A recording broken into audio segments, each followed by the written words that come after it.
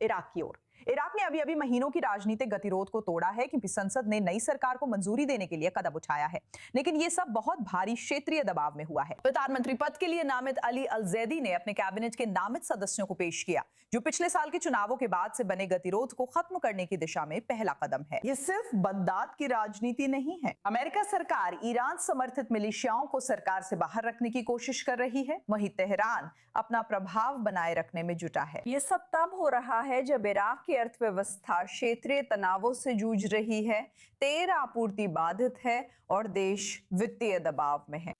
अब हमारे साथ माइकल प्रेजेंट जुड़ रहे हैं, जो वॉशिंगटन डीसी में विदेश नीति और राष्ट्रीय सुरक्षा सलाहकार हैं। तो माइकल, हमारे लिए इसे समझाइए, ये सरकार गठन वॉशिंगटन और तेहरान दोनों के तीव्र दबाव में हो रहा है। ऐसे माहौल में अल जैदी के पास स्वतंत्र कैबिनेट बनाने की कितनी गुंजाइश है? जब मैं खुफिया समुदाय में था, हमारा काम मंत्रालयों और प्रधानमंत्री कार्यालय के भीतर ईरानी प्रभाव को देखना था।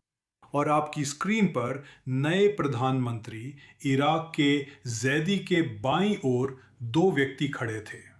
एक जिसने पगड़ी पहन रखी है वो कैस कजाली है, जिसे आतंकवादी घोषित किया गया है। वो अस्साबाह अल हक का नेता है, जिसने विस्फोटक निर्मित भेदी उपकरणों का इस्तेमाल कर अमेरिकियों की हत्या की थी। आप उसे अपनी स्क्रीन पर देख सकते हैं। उसके दाईं ओर हादी अल अमीरी हैं, जो बद्र कोर के नेता और ईरान के मुख्य प्रॉक्सी हैं। जैदी यहाँ पहले से ही तेहरान के प्रभाव में है, इस फोटो में भी। ये अमेरिकी राष्ट्रपति का अपमान है।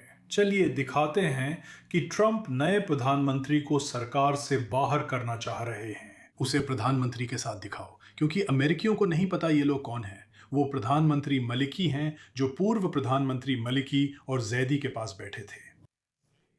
जैदी इराक में मालिकी के आदमी हैं। ईरान का प्रभाव कम करने का इससे कोई फर्क नहीं पड़ता। ये बस पश्चिम के लिए एक चेहरा है, जिसे तेहरान ही नियंत्रित करता है। और इस तस्वीर में 5 घोषित आतंकवादी हैं और एक प्रधानमंत्री मलिकी हैं, जो मूल रूप से पर्दे के पीछे से सब कुछ नियंत्रित करते हैं। सही। अब रिपोर्ट्स हैं कि नए इराकी प्रधानमंत्री ने अधूरे मंत्रिमंडल के साथ शपथ ली क्योंकि सांसद फिर मुख्य पदों पर सहमति नहीं बना सके। हाल की रिपोर्टिंग कैसी है, मैं आपसे खास तौर पर पूछना चाहती हूं क्योंकि ये पिछले हफ्ते दिलचस्प घटना रही है। इराकी रेगिस्तान में एक इजरायली बेस की स्थापना के बारे में हाल की रिपोर्टिंग, जिसे कथित तौर पर अमेरिका भी छुपा रहा था, वो इराक के लिए अमेरिका के साथ अपने भविष्य के संबंधों को कैसे प्रभावित करती है, और अंततः इससे अमेरिका का इराक की भविष्य की सरकार पर जो प्रभाव पड़ेगा उस पर क्या असर होगा। बगदाद में इस शासन के लिए सबसे बड़ा खतरा उत्तर में कुर्दों के साथ हमारे संबंध हैं। मैं पीयूके नहीं, केडीपी यानी बरजानी कुर्दों की बात कर रहा हूँ। वहीं इजरायली बेस उनके इलाके में था। यही हमें अलकायदा, आईएसआईएस और शिया मिलिशिया के खिलाफ सबसे ज्यादा सफलता मिली है। लेकिन अब जो दो मुख्य पद टकराव में हैं, वे हैं रक्षा मंत्रालय और गृह मंत्रालय। ये दोनों ही अहम हैं, क्योंकि ईरान समर्थित गुट इराक के अंदर पहले से ही सरकार में है। उनके पास पहले से ही गृह मंत्रालय में प्रधानता है और रक्षा मंत्रालय में भी उनकी प्रधानता है। जब राष्ट्रपति मांगते हैं कि इराकी प्रधानमंत्री मिलिशियाओं को हटाएं, निरस्त्र करें, उनकी ताकत कम करें, लेकिन सरकार में शामिल करें, तो वे पहले से ही वहां मौजूद और प्रभावशाली हैं। वे अमेरिकी सैन्य उपकरण का उपयोग कर सकते हैं जो हम इराकी सरकार को देते हैं, और अमेरिकी डॉलर इराक में जा रहे हैं जो सीधे इन मिलिशियाओं के पास जाते हैं, और वे इसका लगभग 50% हिस्सा आईआरजीसी और उसकी कुद्स फोर्स को देते हैं। रिपोर्ट्स के मुताबिक अमेरिकी दबाव में मंत्री पद के किसी उम्मीदवार का ईरान समर्थित गुटों से संबंध नहीं है। क्या आपको लगता है कि ये इराक के आंतरिक शक्ति संतुलन में वास्तव में किसी बड़े बदलाव की शुरुआत है, या ये सिर्फ एक अस्थायी समायोजन है जिसे हम देख रहे हैं? ये सिर्फ दिखावा है।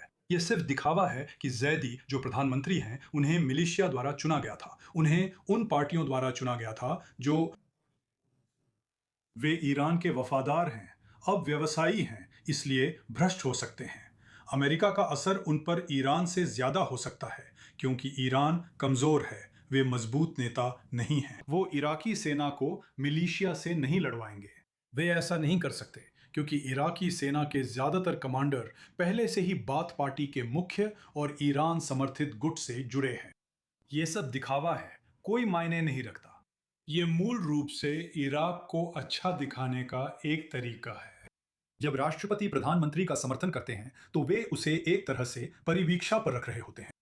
वे बिना शर्त समर्थन नहीं देंगे और चेतावनी दे रहे हैं कि अगर अमेरिका की इच्छा का उल्लंघन हुआ तो यही कारण है कि कैस गजाली उनके पास हैं। सफेद पगड़ी वाला वो आदमी अमेरिकियों को मार चुका है।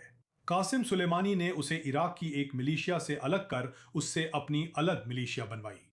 कैस गजाली एक घोषित आतंकवादी हैं और प्रधानमंत्री मनोनीत के पास खड़े हैं। यही सब कुछ बयां करता है।